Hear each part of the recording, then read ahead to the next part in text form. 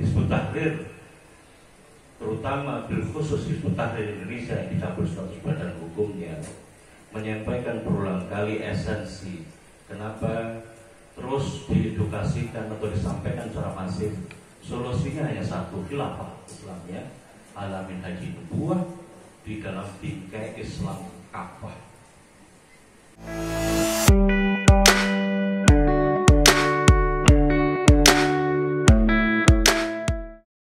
Assalamualaikum warahmatullahi wabarakatuh. Hamidalillah wa musholli ala rasulillah la haula wala quwwata illa billahi. Para tokoh dan ulama yang senantiasa dirahmati Allah Subhanahu wa taala, Al-Fakir sampaikan doa kepada Ustaz Asmawi yang memberikan kesempatan kepada Al-Fakir untuk menyampaikan beberapa hal yang penting untuk kita ketahui bersama. Kalau kita mencoba melihat kondisi hukum, dan tentu saja kalau kita bicara masalah hukum tidak bisa dipisahkan persoalan politik, karena sesungguhnya kalau kita bicara persoalan proses pembuatan hukum atau implementasi daripada hukum, maka itu akan sangat ditentukan pilihan sistem pemerintahan atau sistem politik apa yang diterapkan. Tanpa mengurangi rasa hormat kepada para alim, para tokoh, tidak menyebutkan satu-satu di awal, salam takdim Al-Fakir kepada panjenengan semuanya. Kita santai bagaimana tadi Al-Mukarram Sobul Fadilah Ki Haji Ali Salim sampaikan. Maka dalam hal ini Hizbut Tahrir, terutama bil khusus Hizbut Tahrir Indonesia yang dicabut status badan hukumnya, menyampaikan berulang kali esensi kenapa terus diedukasikan atau disampaikan secara masif. Solusinya hanya satu, khilafah Islamnya ala minhaji nubuwah di dalam bingkai Islam Ka'bah. Karena kalau kita coba perhatikan kondisi sekarang ini, hukum yang diterapkan itu adalah hukum sekuler. Kalau kita membaca proses pembentukan hukum yang ada di Indonesia itu ada 3. Yang pertama itu adalah hukum adat. Maka di beberapa daerah atau kota yang masih kuat syariatnya seperti Madura, masih diterapkan hukum adat. Adat bersendi sarak, sarak bersendi kitabullah, sebagaimana di beberapa daerah atau provinsi yang masih kuat syariatnya. Adat masih bersumber pada syariat Islam. Tetapi jangan lupa bahwa sumber yang membentuk hukum yang ada di Indonesia itu ada 2 yang lain selain adat. Apa itu para tokoh alim? Yang kedua adalah hukum Islam. Ya, hukum Islam ini sudah diakomodasi dalam bentuk kompilasi hukum Islam seperti nikah, macam-macam itu. Lalu berikutnya adalah ini yang menjadi persoalan dan menjadi sisa yang sekarang ini menjadi agenda reformasi hukum, pembenahan di negeri kita ini seperti apa, cocoknya menerapkan hukum yang ada di negeri kita, yakni hukum peninggalan kolonial. Maka kita melihat ada KUHP, ada kitab-kitab yang lain yang diterapkan sebagai sumber, katanya sumber hukum positif ini, dikenal sebagai hukum positif dalam kajian-kajian ilmu hukum. Padahal ini hukum kolonial ini pasti adalah hukum negatif karena sumbernya dari Belanda. Dan kalau kita bicara masalah realitas kekinian, maka karena ini peninggalan Belanda tidak sesuai dengan kondisi yang ada sekarang karena sudah ketinggalan. Para alim ulama yang dirahmati Allah Subhanahu wa taala, kalau kita bicara masalah persoalan hukum yang ada sekarang, dan kita semuanya sudah terbuka melihat dan mendengar sosial media, maka betapa kondisi hukum yang ada di negeri kita ini, baik dari sisi lembaga hukumnya maupun dari sisi rejim atau orang yang melaksanakan hukumnya itu sudah sedemikian hancur atau bobrok. Yang terbaru, seorang ketua lembaga penegak hukum namanya KPK. KPK itu apa singkatannya? Komisi Pemberantasan Korupsi. KPK itu garda terdepan dari lembaga yang melakukan kewenangan mencegah dan memberantas korupsi. Orangnya namanya Firly Bahuri. Ketua KPK sekarang ini dicokok sebagai tersangka karena dugaan suap terkait dengan dugaan suap atas korupsi yang dilakukan, atas dugaan korupsi yang dilakukan oleh Syahrul Yassin Limpo, Menteri Pertanian rejim Presiden Jokowi.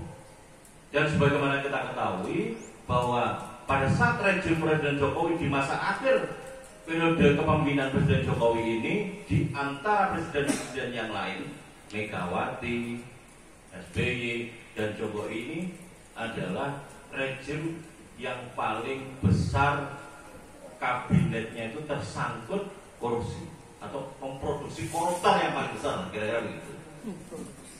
Rejim Presiden Jokowi itu ada 6 menteri dan wakil menteri yang dicokok oleh karena persoalan korupsi. Sedangkan SBY itu 5, Mega kurang dari 5. Ini realitas yang hadir di tengah-tengah kita yang menunjukkan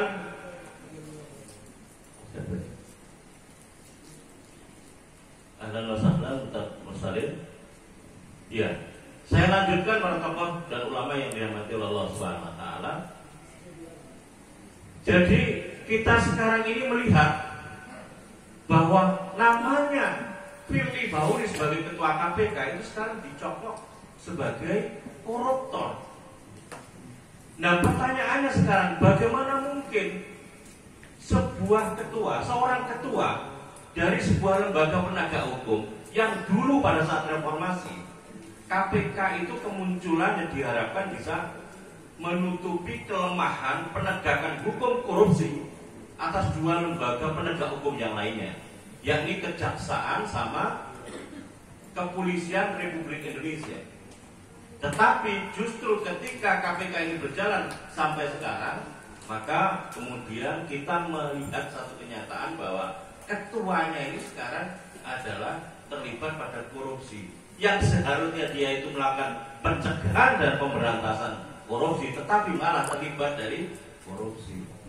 Sebelumnya kita sudah mendapatkan informasi juga banyak, terutama kalau saya Cireni itu apa kalau bahasa ini? Kalau saya identifikasi Tangeri, kalau untuk orang Jawa itu Torai,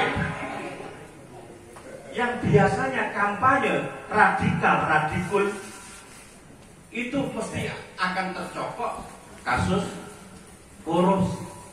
Ini sesuatu yang sangat memprihatinkan.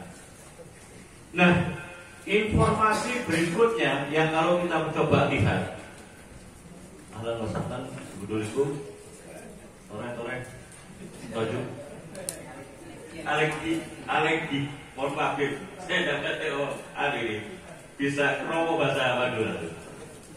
Mohon maaf,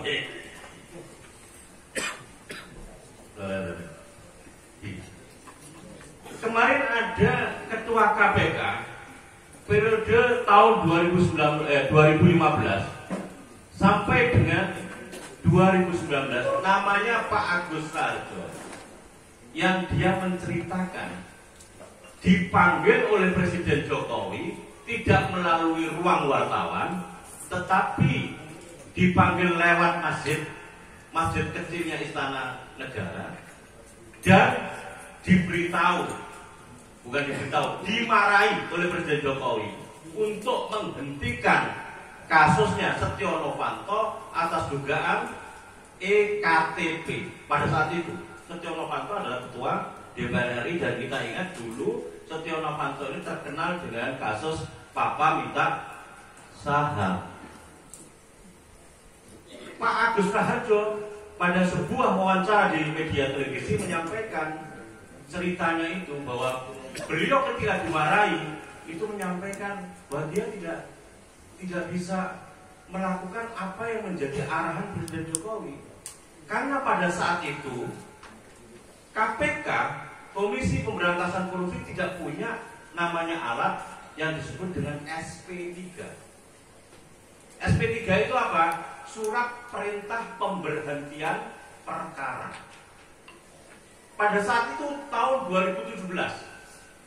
Lalu kemudian belakangan kita ketahui ini untuk melihat bagaimana begitu masifnya upaya penguasa untuk memandulkan kriminalitas yang disebut dengan extraordinary crime. Jadi extraordinary crime itu apa menurut bahasa Madura di sini? Luar biasa. Luar biasa. Kriminalitas yang luar biasa. Kriminalitas luar biasa itu bukan radikal-radikal, bukan terorisme, tetapi korupsi. Karena problem yang ada di negeri ini sesungguhnya adalah korupsi. Koruptor-koruptor itu. Pada saat itu belum ada SP3. Lalu pada tahun itu adalah tahun 2017. Lalu kemudian belakangan pada tahun 2019 atas inisiatif DPR, inisiatif itu usulan DPR, terjadilah yang namanya revisi Undang-Undang KPK. Di antara isi dari revisi Undang-Undang KPK itu adalah apa? Dikeluarkanlah instrumen namanya SP3. Ada Dewan Pengawas. Artinya apa kalau keluar SP3? Dewan Pengawas itu punya hak untuk tadi itu yang disebut tebang pilih, mana korupsi yang dilanjutkan, mana korupsi yang akan dikenakan. Itu yang pertama, substansi atau isi dari revisi Undang-Undang KPK. Yang kedua, isi dari revisi Undang-Undang KPK itu adalah lembaga KPK tidak lagi menjadi sebuah lembaga negara yang independen, tetapi dia adalah menjadi lembaga dalam rumpun lembaga eksekutif di bawah presiden. Maka kita ketahui bersama akhirnya kenapa keluar SP3 itu dalam kaitan untuk mengendalikan lembaga negara namanya KPK, yang ini besar dugaannya lebih karena digunakan sebagai alat politik daripada alat penegakan hukum. Inilah sebetulnya buah hasil dari kalau hukum itu karena dihasilkan dari hasil kreasi manusia, buatan manusia, melalui musyawarah-musyawarah yang dihasilkan melalui suara terbanyak. Itu yang kedua. Lembaga KPK tidak lagi menjadi lembaga negara yang independen, tetapi dia menjadi lembaga dalam rumpun eksekutif yang itu artinya di bawah kewenangan presiden. Dalam hal ini adalah Presiden Jokowi. Ini saya tegaskan, saya sampaikan live streaming kan di mana-mana, supaya tidak ada dusta di antara kita. Sebagai kritik yang sudah umum banyak orang pengamat melihat ini. Yang ketiga, substansi dari revisi Undang-Undang KPK itu adalah dibentuknya keanggotaan KPK, kepegawaian KPK itu sebagai ASN, aparatur sipil negara, dan ada proses yang saya sebut dengan proses sterilisasi di dalam tubuh KPK. Apa sterilisasi itu? Bersih-bersih. Orang yang vokal seperti Novel Baswedan sampai akhirnya matanya buta satu dan sekarang masih tetap istiqomah untuk menyampaikan kebenaran, menguak apa yang terjadi pada KPK termasuk penegakan hukum yang ada di KPK. Dengan apa seleksi itu dilakukan? Dengan yang namanya TWK, tes wawasan kebangsaan. Jadi para ASN ini yang dites ulang loyalitasnya kepada negara. Ini khawatirnya dipakai sebagai seleksi kepada mereka untuk benar-benar melihat integritasnya terhadap negara ini. Dan ini dipakai sebagai satu hal. Nah, kalau kita mencoba memperhatikan kasus-kasus ini, terutama kasus yang ada di KPK, ini luar biasa. Kalau kita melihat bagaimana negeri ini dikelola, ini persoalan hukum yang kata orang Jawa itu ketok welo-welo. Atau kalau orang Madura apa? Satu itu. Yobek gitu. Kita welo-welo lah gitu. Yang membuka mata kita secara terbuka bahwa negeri ini diatur dengan cara ugal-ugal. Ya toh, kemarin itu Firly Bahuri itu diantara yang mengusulkan lembaga KPK itu mengikuti patron. Patron itu rujukan pengelolaan KPK-nya dalam rangka untuk melakukan pencegahan dan memberantas korupsi. Ikuti aja pada model negara Cina. Apa saya lupa nama singkatannya, lembaganya di Cina itu. KPK-nya Cina, maksudnya begitu. Kenapa itu diusulkan?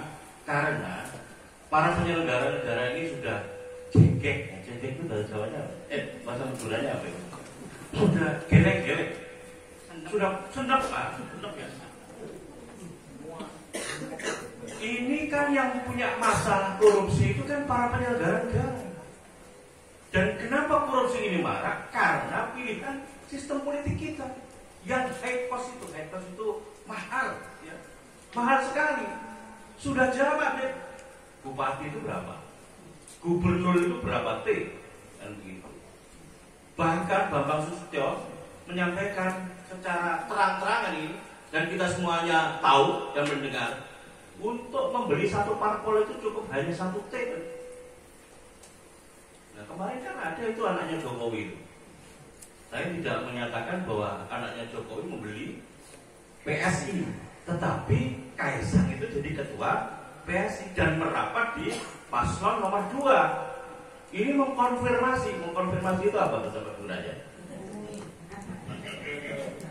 Repot semua itu. Membuktikan bahwa Presiden Jokowi itu ikut cawe-cawe. Bukan begitu, ya? Bayangkan kalau kita bicara ini, kita bicara ke persoalan politik ini, karena nggak bisa dipisahkan antara hukum dengan politik. Selalu berkelindan. Hukum hanya stempel untuk menjalankan kekuasaan. Mau contohnya bagaimana? Amar putusan MK, Mahkamah Konstitusi, yang kemudian dikeluarkan sampai akhirnya mencopot Anwar Usman sebagai ketua MK. Dicopot hanya ketuanya, tidak dicopot sebagai hakim konstitusi. Itu masih menjadi hakim konstitusi. Itu yang disayangkan oleh para pengamat. Padahal ini pelanggaran etik berat. Kenapa kok tidak dicopot seluruhnya? Tetap dipertahankan. Tahu jawabannya para tokoh. Karena dia adalah pamannya Gibran.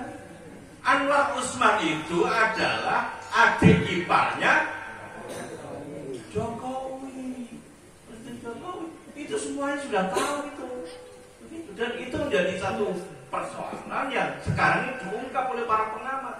Adanya dugaan kuat mengenai politik cawe-cawenya dan politik dinasti yang dilakukan oleh Presiden Jokowi, dan kita sangat mengkhawatirkan kalau ini benar-benar terjadi. Ini menjadi satu iklim kehidupan politik yang tidak sehat. Gibran itu umurnya berapa? 35 tahun. Ketentuan di dalam undang-undang pemilu tentang calon presiden maupun calon presiden minimal berapa? 40 tahun. Amar putusan itu dikeluarkan oleh Anwar Usman melalui katanya putusan bersama ya 5 hakim konstitusi. Tapi dissenting opininya berapa orang itu? Dissenting opinion itu adalah mereka yang berbeda yang menolak ajuan minimal di bawah 40 tahun. Akhirnya kan keluar amar putusan, boleh tidak minimal 40 tahun asal dia punya pengalaman menjalankan pemerintahan. Disitulah kualifikasi. Kualifikasi itu apa kalau bahasa Sundanya? Syarat, ya. Syarat sebagai capres dan cawapres akhirnya masuk, ya. Karena meski dia tidak minimal, ketentuannya kan 40 tahun minimal di dalam undang-undang pemilu itu, boleh mencalonkan capres dan cawapres asal dia punya pengalaman sebagai seseorang yang punya pengalaman menjalankan pemerintahan. Disitulah kemudian akhirnya Gibran itu masuk. Belum selesai dari situ. Hanya karena mungkin dugaan saya ini dugaan ya, boleh kan dugaan.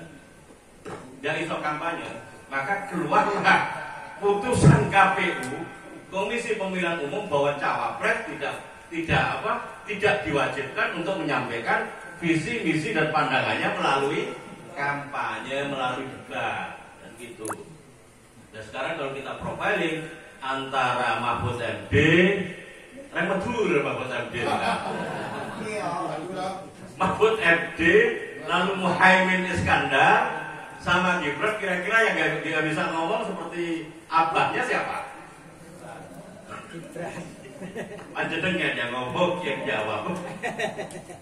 Ini juga satu realitas politik yang ada di antara kita yang menunjukkan betapa carut-marutnya politik kita. Banyak lagi catatan persoalan politik kalau kita mencoba melihat realitas politik yang sekarang ini berkembang, ya alhasil bahwa hukum dan politik di bawah naungan kapitalisme liberalisme radikal ini tidak mampu menjawab realitas atau fakta yang ada. Oleh karenanya maka kenapa Hizbut Tahrir, termasuk Hizbut Tahrir Indonesia yang dicabut status badan hukumnya, korban dari kebijakan rejim Presiden Jokowi yang harusnya rejim regulasi undang-undang ormas itu menempatkan dan mengedepankan pembinaan. Ya, ada proses yang rigid, diingatkan mulai yang pertama, peringatan kedua, peringatan ketiga, sebagaimana substansi di dalam undang-undang ormas. Karena syahwat politik ini akhirnya korbannya adalah Hizbut Tahrir Indonesia dan Front Pembela Islam. Takbir! Jadi para tokoh dan ulama yang senantiasa dirahmati Allah Subhanahu wa taala, pesan yang disampaikan oleh Hizbut Tahrir, termasuk Hizbut Tahrir Indonesia yang dicabut status badan hukumnya, adalah tidak ada yang lain solusi untuk menjawab persoalan negeri ini kecuali Islam secara kafah. Kita meyakini sepenuhnya negeri yang gemah ripah lojinari, sumber daya manusianya luar biasa besar, dan sekarang ditunggu kehadiran kita untuk menyelesaikan persoalan Palestina dengan jihad dan khilafah. Karena itu yang akan memunculkan Indonesia sebagai sebuah negara yang memiliki kekuatan kawasan dan kekuatan global, hingga kemenangan itu ditunjukkan oleh Allah Subhanahu wa taala dan direalisasikan sesuai dengan janjinya, dan sungguh Allah tidak pernah ingkar janji. Wallahu a'lam bishawab. Wassalamualaikum warahmatullahi wabarakatuh. Waalaikumsalam warahmatullahi wabarakatuh.